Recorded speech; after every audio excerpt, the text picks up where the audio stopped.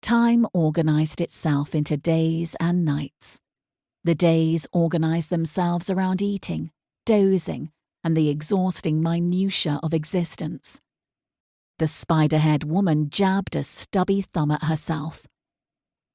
"Griffith," she repeated. Apparently she had discovered her charge was not deaf.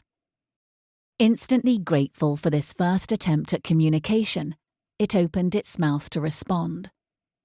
No sound came forth. Its jaw hung slack, a crater of hollow disbelief.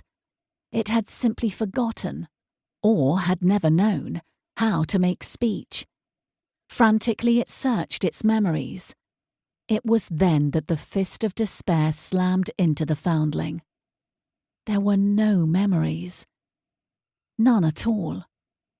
The thing, pale and debilitated, stared into hot iron darkness for half the night. To its dismay, it could dredge up no recollection of a past, and was unable to evoke its own name, if name it had ever possessed. As days passed in bewilderment, meaningless sounds began to metamorphose into half-comprehended words. Communications among other people.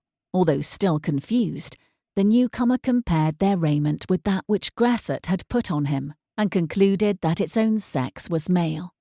This was an identity, no matter how generalized, to be grasped and held secure, a solid fact in a morass of uncertainty.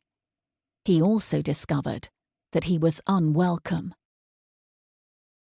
Despite his inability to guess or understand more than half of what they were saying, it was not difficult for the misshapen youth to recognize the despisal, contempt, and hatred of the people among whom he dwelled. He huddled into a smaller bony heap in the furnace room corner when children spat at him. They thought him too repulsive to be approached, or they would have pinched him, as indeed they slyly pinched one another. Men and women generally ignored him. When they noticed him, they ranted coldly at Griffith, who appeared unconcerned. Sometimes, as if in self-defence, she would point out the stranger's hair for their inspection. The apparent importance of his hair he could not fathom. It seemed that she was tough, this old woman. They could not sway her. However, her frail patient had no illusions that she nurtured any love for him. She was kind, in a callous way, and he owed her his life. But all her actions were in the long term self-serving. To act selfishly, as the youth learned, was the way to survive in this place. What was this place? The youth knew little of it beyond the windowless furnace room, with its huge wood stack, where translucent spiders concealed themselves, with only their claw tips showing in rows of 4. The black walls of this chamber were rough-hewn blocks of rock. They sparkled with tiny silver points where they caught the firelight. One corner of the room held the hefty iron fire tongs, pokers, and other implements with which Griffith poked the fire after the men stoked it, several times a day. Men here wore the drab surcoat belted at the waist, the thick breeches stuffed into boots, and the oddly heavy hood that was left to hang down behind the shoulders. Their wood-brown hair was cut short. Some were bearded.